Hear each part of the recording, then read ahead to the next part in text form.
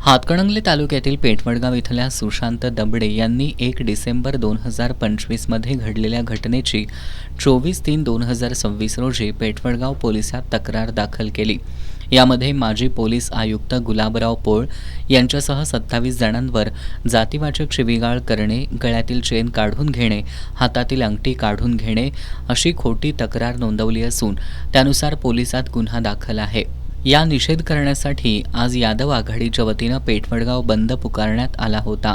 या बंदमध्ये व्यापाऱ्यांनी उत्स्फूर्तपणे सहभाग नोंदवला।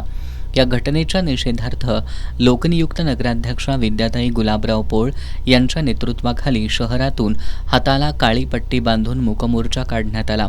प्रमुख मार्गावरून हा मोर्चा नगरपालिका चौकात विसर्जित करण्यात आला। यावेळी पोलिसांनी दाखल केलेल्या खोट्या तक्रारीचा निषेध करण्यात आला।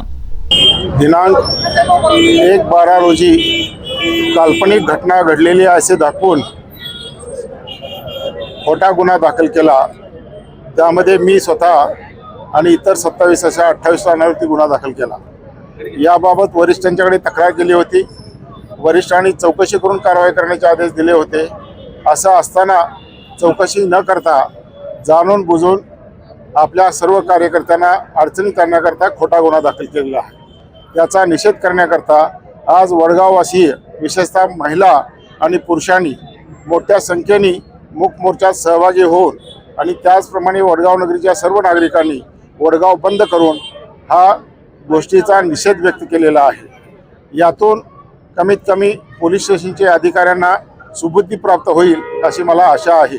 त्याचप्रमाणे वरिष्ठ अधिकाऱ्यांनी सूचना दिल्या होत्या, त्यानुसार काय कारवाई झाली न झाली या संदर्भात परत वरिष्ठांच्याकडे तक्रार केली जाणार आहे आणि यामध्ये जे दोषी निष्पन्न होतील त्यांच्याविरुद्ध कारवाई करावी अशी आमची मागणी राहणार आहे। त्याशिवाय न्यायालयीन लढाई तर लढावी लागणार आहे। ही शेवटच्या टोकापर्यंत आपल्या सर्वांच्या सहकार्यानं आणि आशीर्वादाने लढली जाईल आणि त्यामध्ये आपल्या सर्वांच्या सहकार्याने आपल्याला यश प्राप्त होईल अशी मला आशा आहे। परत एकदा वडगाववासियांचे आणि मोर्चात सहभागी झालेल्या सर्व महिला, पुरुष आणि त्याचप्रमाणे नगरपालिकेतील सर्व नगरसेवक, नगरसेविका यांचे आभार मानतो। या मोर्चामध्ये उपनगराध्यक्ष जवाहर सलगर, माजी नगराध्यक्षा विजयादेवी यादव यांच्यासह यादव आघाडीचे कार्यकर्ते, महिला मोठ्या संख्येने सहभागी झाल्या होत्या।